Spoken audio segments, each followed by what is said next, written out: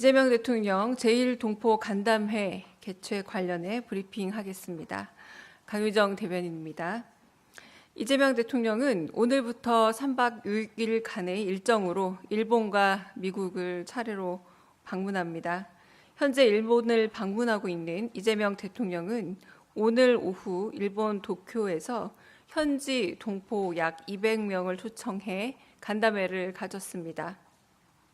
오찬을 겸한 오늘 간담회에는 동포 사회에 다양하게 기여해온 분들이 자리를 함께했습니다.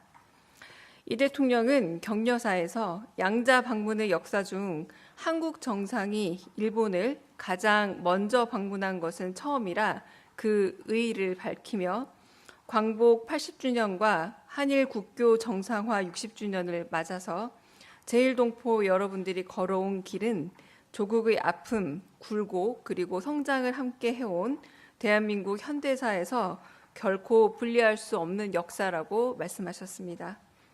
한편 이국 땅에서 차별과 어려움 속에서도 자신들의 정체성을 지키며 모국의 든든한 후원자이자 버팀목이 되어주셨다면서 제1동포들의 헌신에 감사를 전했습니다. 또한 한일 양국은 앞으로 진정한 이웃이자 중요한 동반자로 함께 나갈 것이라며 동포 사회가 한일 관계의 안정적 발전을 위해 든든한 버팀목이 되어달라 당부했습니다. 참석 동포들을 대신해 환영사를 한 제1민단 중앙본부 김희중 단장은 동포 사회의 구성원이 다양해지고 있다면서 제1동포의 인권 옹호와 한일 우호 친선을 위해 함께 협력해 나가겠다고 전했습니다. 신주쿠 한국상인연합회 신대영 수석 부회장은 신오쿠보 지역이 4차 한류 열풍으로 유창한 한국어와 K-뷰티, 한국 상품으로 활황이라며 K-컬처의 힘을 말하기도 했습니다. 문화공연에서는 제1동포 3세 국악인 김어리, 대한민국 대표 민요인 뱃노래를 가야금으로 연주해 흥겨운 고향 한국의 분위기를 자아냈습니다. 이 대통령은 한일 관계 발전을 위해 노력하는 동포들에게 감사의 뜻을 전하면서 자랑스러운 대한민국을 만들고 미래지향적인 한일 관계를 이어나가기 위해 동포 여러분들께 소중한 가교 역할을 해달라 당부했습니다. 마지막 발언으로 인간 중심의 아름다운 사회를 만들겠다 약속하면서 제1동포 여러분이 대한민국의 주인으로서 이곳에서도 투표에 꼭 참여해 역할을 다 해달라 당부했습니다. 이 대통령은 동포 여러분이 투표하는 데 겪는 수고로움과 어려움을 해소하기 위해 당신 역시 노력하겠다 말씀하셨습니다. 잠시 후 이재명 대통령은 이시바 일본 총리와 정상회담을 가진 후 만찬을 진행할 예정입니다. 변화하는 국제 질서 속에서 이웃 나라이자 협력 파트너로서 미래지향적 한일 관계를 위한 다양한 분야의 협력과 소통을 나누는 자리가 될 것입니다.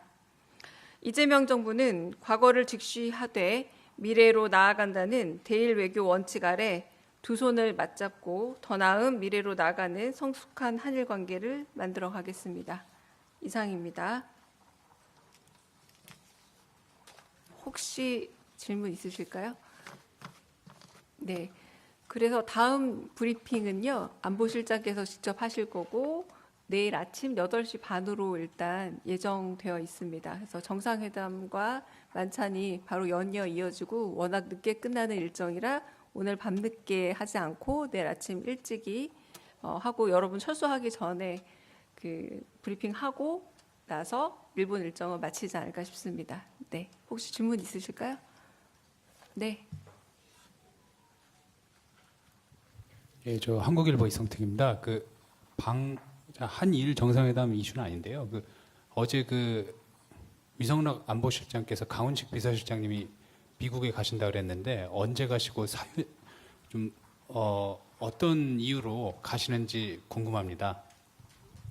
네, 정확한 저도 시간 단위의 일정은 확인되지 않았고요. 아마 그 미국 백악관 일정에 같이 참여할 것으로 알고 있습니다. 특별한 논의 주제 내지는 뭐 그런 부분은 아니고요. 내일 백악관 정상회담에 강훈식 비서실장이 같이 참석하는 걸로 알고 있고 그 이상의 자세한 일정은 좀 알려드리기는 좀 어렵다는 점을 양해 부탁드립니다. 또 질문 있으실까요? 네. 네, 이투데이 문선영 기자입니다. 그 일본 언론에서 이번 정상회담에서 일본산 수산물 수입 규제를 완화를 요구할 거라고 얘기가 나오고 있는데 이게 공식 의제로 올라갈지 좀 궁금합니다. 오늘 정상회담 이후에 나올 그 결과나 혹은 발표하게 될 양 정상의 발표문 안에 뭐 혹여나 그 의제가 들어갈 수 있는가라는 질문으로 들리기도 하는데요. 아직 최종적으로 제가 확인해 본 단계는 아니라고 말씀을 일단 드리고 한국은 다양한 상황 속에서도 국민들이 우려하거나 혹은 국익에 저희가 되는 부분은 최대한 잘 국익에 맞도록 국민의 이해관계에 있어서 어긋남이 없도록 최선의 노력을 다하고 있다. 그리고 다 할 것이다라고 말씀드리겠습니다. 네. 네.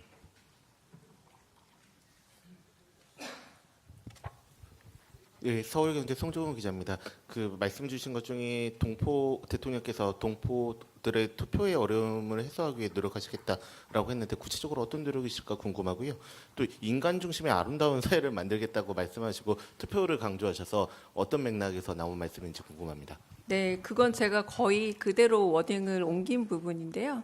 마지막 말씀을 부탁했을 때 아름다운 인간 중심의 아름다운 사회로 한국 사회를 만들도록 노력하겠다라고 말씀하시면서 그렇게 아름다운 나라를 대한민국에서 대통령으로 만들 테니 여러분 역시도 대한민국의 또 다른 주권자로서 일본에서 꼭 투표해달라, 재외동포로서 투표해달라라고 말씀하시고 일본은 그래도 가는 수고로움이 좀 덜하지만 다른 특히 뭐 북미권이나 혹은 유럽 같은 경우는 굉장히 멀리 뭐 1박 2일도 가서 투표하는 경우도 있다고 하더라. 그 부분에 있어서 어려움과 수고로움을 덜어서 재외동포분들이 가지고 있는 주권자로서의 역할과 그 의미를 더 살리도록 하겠다라고 마무리 말씀을 하신 걸 제가 거의 축약은 했지만 거의 전부 다 전해드린 거라 보시면 됩니다. 네. 네. 네, 먼저 앞에 분 먼저. 네. 예, 이레일리 김유성입니다. 질문 기회 주셔서 감사하고요.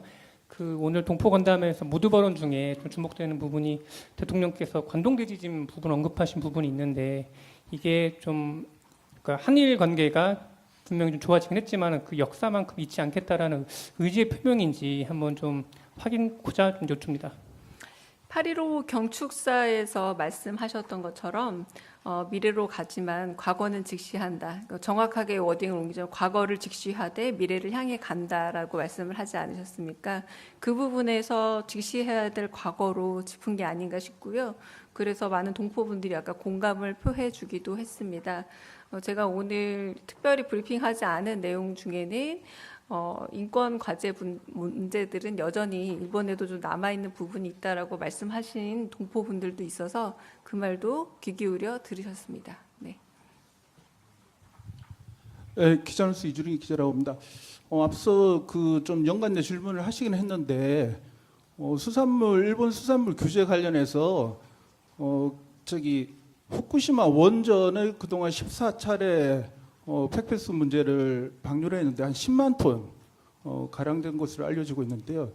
지금 한국의 환경단체들도 와서 피켓팅을 하고 있는 상황인데 정상회담에서 여기에서 우리 정부가 조금 선제적으로 이 부분에 대해서 대통령께서 언급하실 계획이 있을지.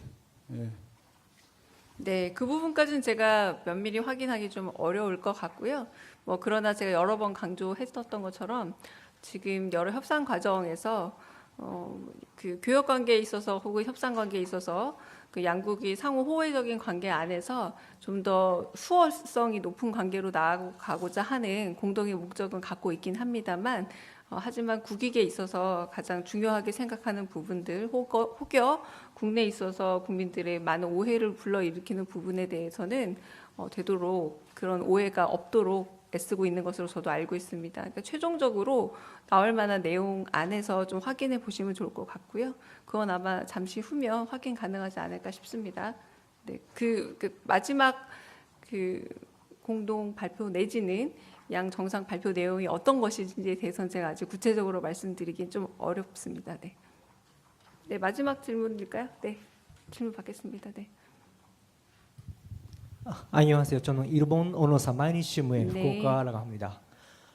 한국 정부는 내일부터 중국으로 그 특사단을 파견할 네. 예정입니다. 네. 이것은 어떤 의의가 있으세요? 그리고 그 만약에 좀 사이가 너무 좋게 중국하고 사이가 너무 좋게 하시면 좀 미국이 좀 신경 쓸 수도 있긴 한데 이 부분에 대해 어떻게 생각하십니까? 네, 그 부분은 이제 한국 언론에서 제가 답을 드린 부분도 있는데요. 내일 출발하죠. 중국의 특사라고 할 수 있는 한국의 특사분들이 내일 출발하시는데 이로 인해서 이제 원래는 일본과 미국도 특사가 예정되어 있었습니다만 정상이 직접 방문하는 계기로 특사는 특별히 일본과 미국은 가지 않습니다. 그러나 한국의 인접 국가로서 이웃 국가로서 이제 중국과의 특사를 보내게 된 가장 중요한 것은 저희가 불법 계엄과 쿠데타로 인해서 정상 외교가 한동안 멈춰 있었습니다. 그래서 정상 외교가 제대로 작동 중이고 복귀했음을 알리는 중요한 신호고요. 그리고 그 부분에 있어서 마지막 마무리 특사로서 8월 말 한국과 일본의 정상회담 그리고 중국 특사를 마무리함으로써 한국의 외교가 정상 복귀했다, 정상 가동 중이다라는 알리는 시그널로 선택했다라고 보시면 되지 않을까 싶습니다. 네.